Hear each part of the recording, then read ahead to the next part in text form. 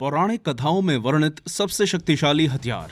Top 10 supernatural weapons of mythology. दोस्तों, इस दुनिया में मौजूद हर देश और हर सभ्यता का इतिहास बहुत सारे युद्धों की कहानियों से भरा हुआ रहता है, जो बताता है कि प्राचीन समय में हमारी दुनिया के अंदर बहुत सारे विनाशकारी युद्ध लड़े गए हैं।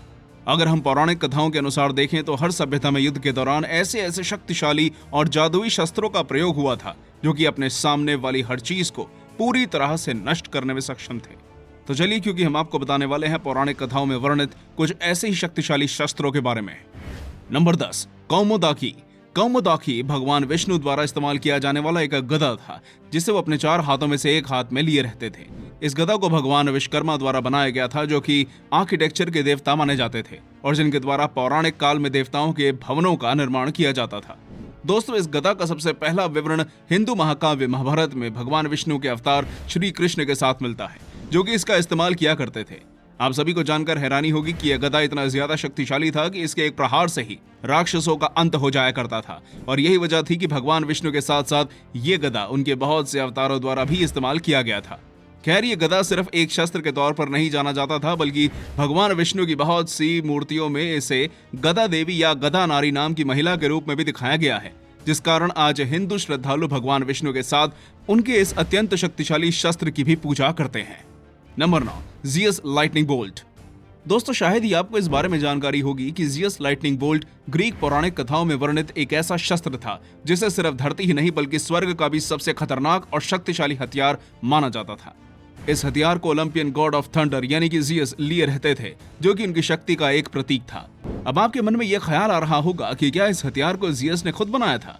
वेल, ऐसा बिल्कुल भी नहीं है, क्योंकि इस हथियार को साइक्लोप्स और हेक्टोनिक्रेस द्वारा तैयार किया गया था, जिन्होंने उसे ज़ीयस को दिया था और ज़ीयस द्वारा टाइफोन के साथ युद्ध के दौरान इस खतरनाक हथियार का इस्तेमाल किया गया था।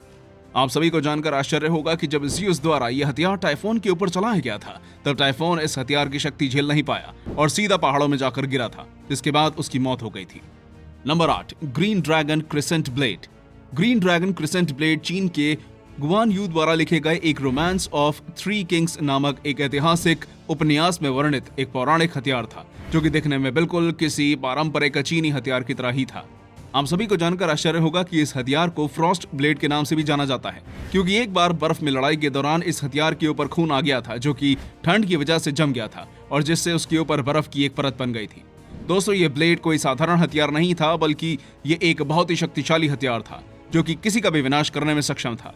इतना ही नहीं, इस ब्लेड के साथ ड्रैगन का नाम इसलिए भी जोड़ा गया था क्योंकि जब इस ब्लेड को बनाया जा रहा था तब इसके करीब से एक हरे रंग का अजगर गुजरा था, जो कि इसमें जादुई शक्तियां दे गया था। और इसी कारण ये एक हथियार आज चीन में इतना ज्यादा फेमस है कि चीन के लोग इसे तरह तरह के वीडियो गेम्स में इस्तेमाल करते हैं। Number 7, Excalibur.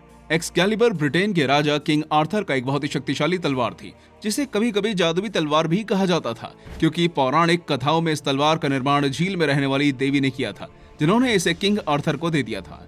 शायद ही आपको इस बारे में मालूम होगा कि इस तलवार को किंग आर्थर द्वारा बहुत ही युद्धों में इस्तेमाल किया गया था और उन्होंने इसके दम पर बहुत से दुश्मनों को हराया था। दोस्तों, इस तलवार की एक खास बात यह थी कि जिसके भी हाथ में यह होती थी वो बहुत ही ज्यादा ताकतवर हो जाता था और यही कारण था कि यह गलती से भी दुश्मनों को नहीं थमाई जा सकती थी।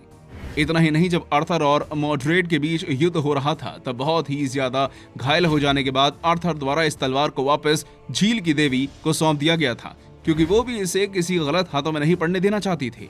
इस तलवार की अहमियत का अंदाजा आप इस बात से लगा सकते हैं कि इसे आज भी ब्रिटेन की संप्रभुता का प्रतीक माना जाता है। Number 6, Crocea Moore's.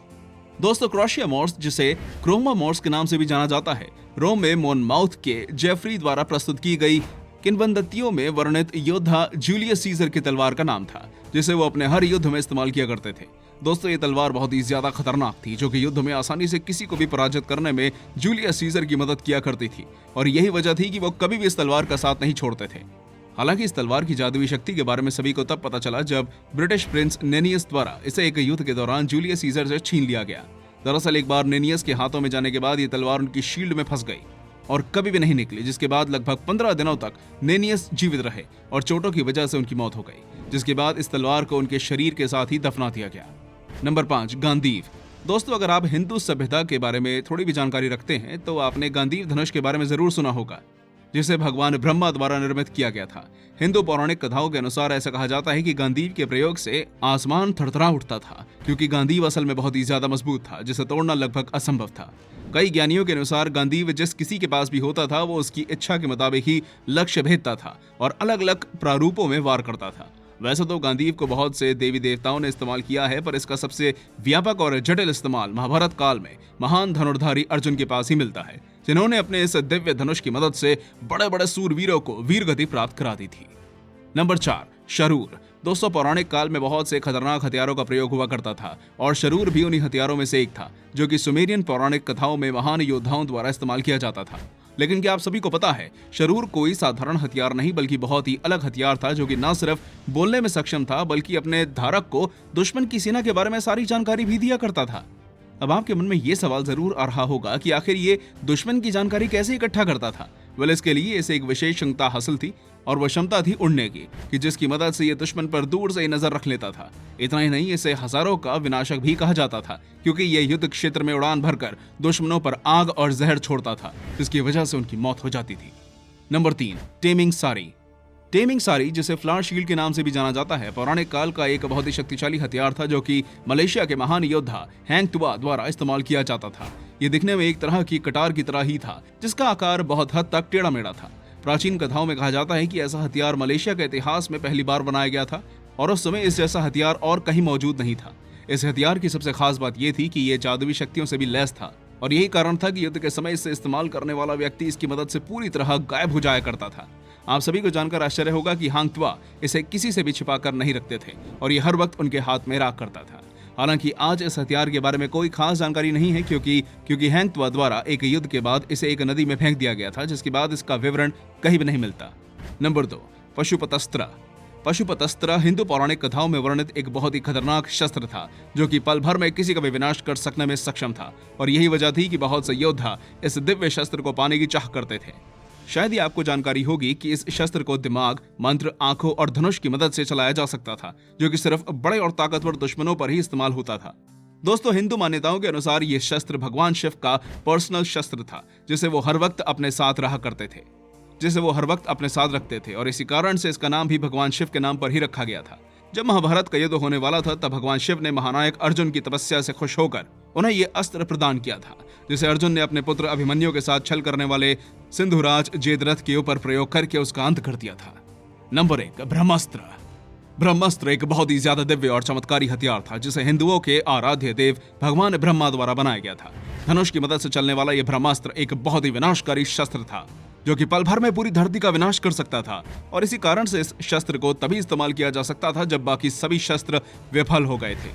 पौराणिक कथाओं के अनुसार जिस किसी के ऊपर भी इसका प्रयोग किया जाता था, उसका तुरंत ही विनाश हो जाता था। लेकिन क्या आप सभी को पता है, इसे चलाने के लिए व्यक्ति को धर्म के मार्ग पर चलना होता था और जो भी इसे चलाता था उसे अपनी मानसिक शक्ति बढ़ानी होती थी, क्योंकि बिना इन दोनों चीजों के कोई भी इसे हासिल नहीं कर सकता था। दोस्तों, हिंदू ग्रंथों के अनुसार इसे अब तक 8 बार चलाया जा चुका है और इसका सबसे व्यापक उपयोग रामायण में भगवान राम द्वारा मिलता है, जिन्होंने इसे लगभग 3 बार प्रयोग किया था।